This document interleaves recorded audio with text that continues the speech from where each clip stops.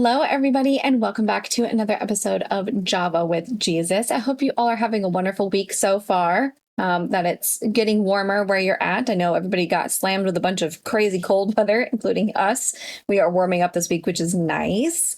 And I hope you all are just doing well overall in your lives and that you're able to stick with your goals for this year and that you're just loving your life and living in the moment and appreciating what God gave you, because even though we go through hard times, we do have blessed lives and we do have lots to be thankful for. So make sure you take time to be thankful for the things that you do have: running water, heat, air conditioning, food, whatever it may be, because it's the little things that we need to be thankful for, not just the big things. And that's the episode, the end. No, I'm just kidding. We're actually going to read Proverbs again today. We are rapidly approaching the end of Proverbs. We are only a few chapters away from the end of Proverbs, which I'm sad about. It's been full of lessons, full of hard truths, full of just like, hey, just so you know, you need a little bit of a reality check. So, that's where we're at right now. I hope you all, like I said, are having a good morning so far. I do have my coffee this morning. I have actual coffee this morning to go with our episode. If you are new here, welcome. We are reading the Bible front to back in 365 days. We grab a coffee, we grab our highlighters, our notebooks, whatever, our devotionals and our Bibles, and we just spend some time with the Lord for a little bit each day. And it's been really, really good. We're about 180 something days in, and I am, for one, enjoying every second of it. It's helped me a lot. And I can't wait to finish it so I can start it over again and start it over. Except maybe we skip Deuteronomy this time. That was a rough one. Deuteronomy was rough. Anyway, that's like 100 something episodes ago. Today's episode 185. Like I said, still in Proverbs, only a few chapters to go, which makes me sad. But let's just get right into it. Episode 185. Nag, nag, nag. When are you going to fix the sink? Will you please fix the sink? I'm tired of waiting for you to fix the sink. That's a great conversation, isn't it? Proverbs 27 takes aim at nagging. What alternatives are there to this persistent complaining? Words of love, for starters. As you read about nagging, note the other lessons in this chapter on not boasting about tomorrow, not withholding a rebuke, and not making promises for others. And today's reading is going to be Proverbs 27, verses 1 through 27. I'm interested to see what this says about it, because I feel like this is, we'll go more into this probably after I read the chapter, but also, like, you're a grown-ass person. I ask you to do something, you say you're going to do it. Or you ask me to do something, and I say I'm going to do it. Why do we have to be reminded just as a whole 85 times to do the thing that we said we were going to do? I feel like this is twofold. So we'll see what this says. I'm very interested here. Proverbs 27, warnings and instructions. Do not boast about tomorrow, for you do not know what a day may bring forth. Let another praise you and not your own mouth, a stranger and not your own lips. A stone is heavy and the sand weighty, but the provocation of a fool is heavier than both of them. Wrath is fierce and anger is a flood, but who can stand before jealousy? Better is open rebuke than love that is concealed. Faithful are the wounds of a friend, but deceitful are the kisses of an enemy. A sated man loathes honey, but to a famished man any bitter thing is sweet. Like a bird that wanders from her nest, so is a man who wanders from his home. Oil and perfume make the heart glad, so a man's counsel is sweet to his friend. Do not forsake your own friend or your father's friend, and do not go to your brother's house in the day of your calamity. Better is a neighbor who is near than a brother far away. Be wise, my son, and make my heart glad, that I may reply to him who reproaches me. A prudent man sees evil and hides himself. The naive proceed and pay the penalty. Take his garment when he becomes surety for a stranger, and for an adulterous woman hold him in pledge. He who blesses his friend with a loud voice early in the morning, it will be reckoned a curse to him.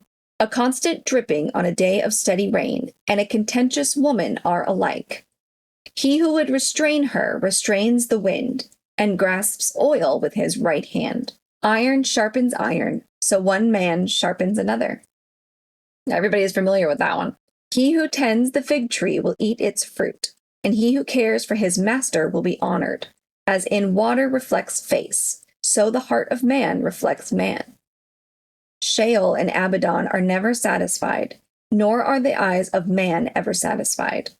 The crucible is for silver and the furnace for gold, and each is tested by the praise accorded him. Though you pound a fool in a mortar with a pestle along with crushed grain, yet his foolishness will not depart from him. Know well the condition of your flocks, and pay attention to your herds. For riches are not forever, nor does a crown endure to all generations. When the grass disappears, the new growth is seen, and the herbs of the mountains are gathered in. The lambs will be for your clothing, and the goats will bring the price of a field. And there will be goat's milk enough for your food, for the food of your household, and sustenance for your maidens.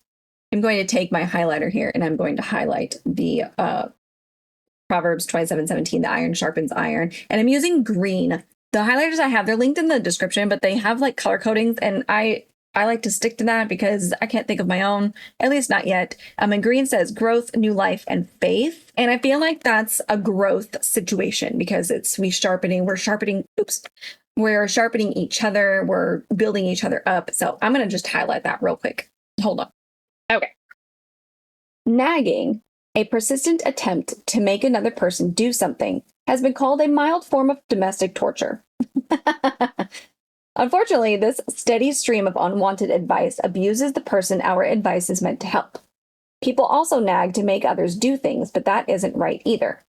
See Proverbs 27 verses 15 through 16. Besides, constantly pushing someone will only make them less willing to sympathize with your agenda.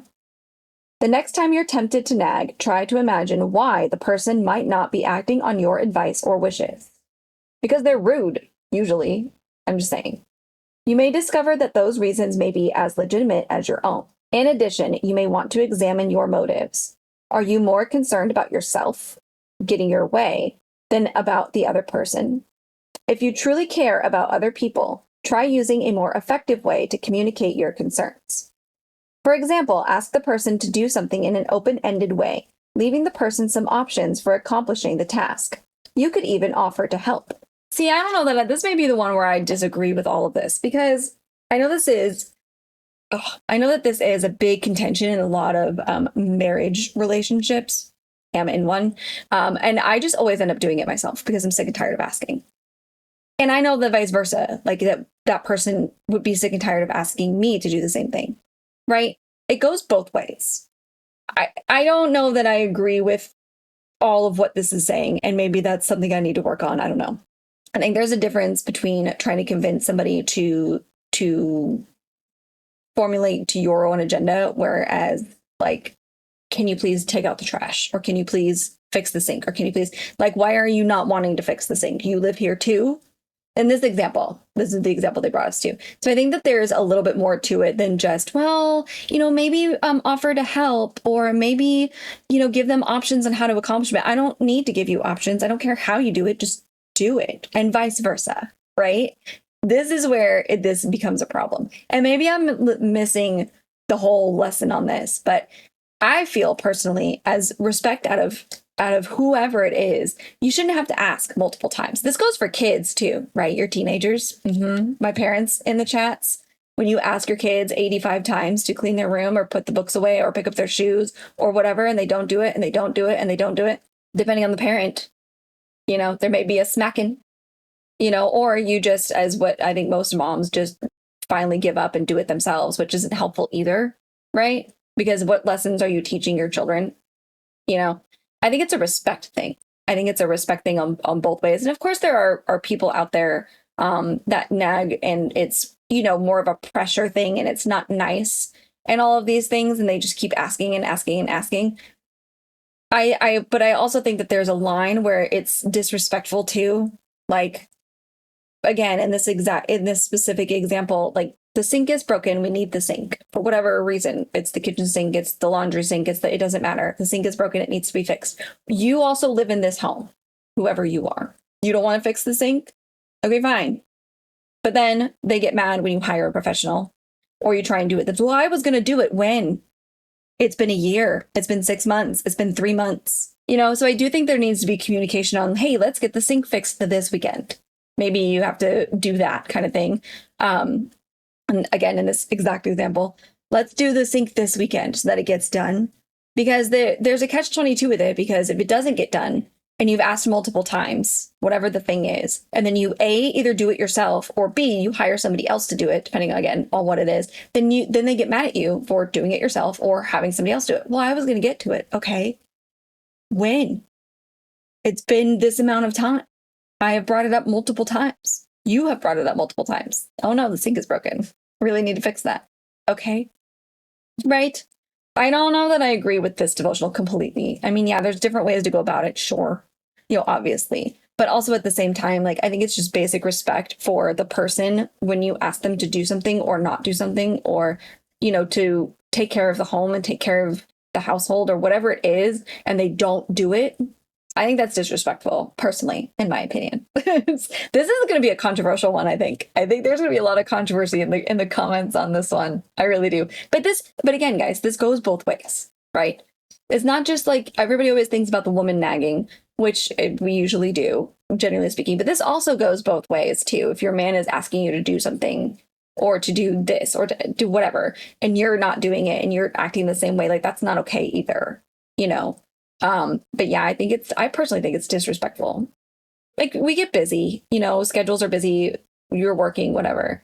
I can't get to it this weekend. I'll do it next weekend, or I'll do it my next days off. Or, you sit down and you say, this date here, let's get together and fix this, or buy this, or mow the lawn, or whatever, paint the kitchen, whatever it is. And then maybe that will help having a time frame. Because I will say, as a general rule, men are famous for, yeah, I'll do it. And then it's like a year later, 6 months later, months later, and she's like, you know what? I got it. Don't worry about it. Don't worry about it. I got it. This is a controversial one. I know. I can already hear the comments. But anyway, I'm interested in your thoughts on this one. I really am. Because I feel like there's more to it than just, well, don't nag them. Okay? I mean, yes, you don't want to be like every 5 minutes. But I've asked you and now it's been weeks and I'm asking you again. I feel like there's a difference there. Maybe that's just me. I don't know. But episode 185 coming with the controversies here. Yikes. Thanks for hanging out with me, you guys. I'm so sorry. I hope what I said made sense. I feel like I was kind of rambling a little bit. I think there's some, I think you guys can figure out what I'm trying to say. I just think there's more to it than that. That's not quite really a black and white issue, And then there also goes to picking your spouse as well. Again, in this specific example, picking your spouse and raising your kids to be better humans also helps. It's a give and take. Everything is give and take. No, you don't want to be pestering somebody every 5 seconds to do the thing that you asked them to do. But at the same time, like, this thing was asked of you and it's now been, like I said, weeks, months, whatever, hours even. Pick up your shoes. It's now nighttime. We're getting ready to go to bed and your shoes still aren't picked up. What? Seriously, it takes you 2 seconds. You've walked by them 5 times, right? Pick them up. And I'm not innocent in all this. I have my bad habits as well. So it's not just one-sided, guys. It's both sides. We all have our things. And that's where the asking comes in. And that's where we have the respect for the other person, whether that's our spouse, our friend, our roommate, our parents, our kids, whatever it is, to do the thing in a timely manner. So we don't have to, quote unquote, nag you. Anyway, thank you guys once again, episode 185, for joining me today. I can't wait to see all of your comments. I really can't. Let's bow our heads in a brief prayer before we go. Dear God, thank you so much for being with us in this reading today. Thank you for this lesson on nagging. Today, I pray that those of us that are reading the lesson or that do need to hear it in the way that will work for us, so that we can take it to heart. I also ask today, Lord, that more communication in general, especially in this specific example of a spouse, and of course, our relationship with our children, should we have any things like that, that we are open to communication and we are able to communicate to each other why this thing needs to happen and why this may be frustrating us, so that we don't have to worry about becoming a nag, basically, in this example, and that we don't make the relationships more frustrating on both ends. Today, I also pray that those of us that are out and about are safe and we are more close to you as we participate in our travels, that we give all of our worries and all of our happiness over to you as thanks and as a prayer to help us get through what we need to get through.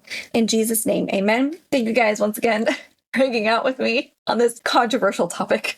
It's always controversial. I know every time it's brought up, it's controversial. Anyway, I can't wait to see your thoughts in the comments. And I hope you guys have a good day. God bless you all. I will see you tomorrow for episode 186.